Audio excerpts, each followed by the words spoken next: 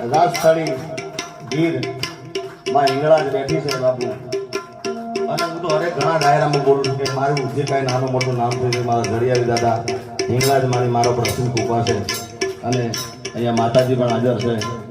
જય અંબાગીરી માતાજી વધારે છે તો માનું પણ સ્વાગત છે. જય હો.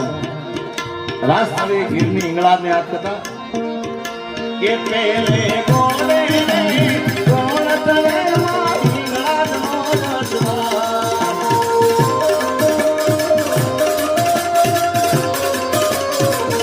એ હિંગળાજ નાવતી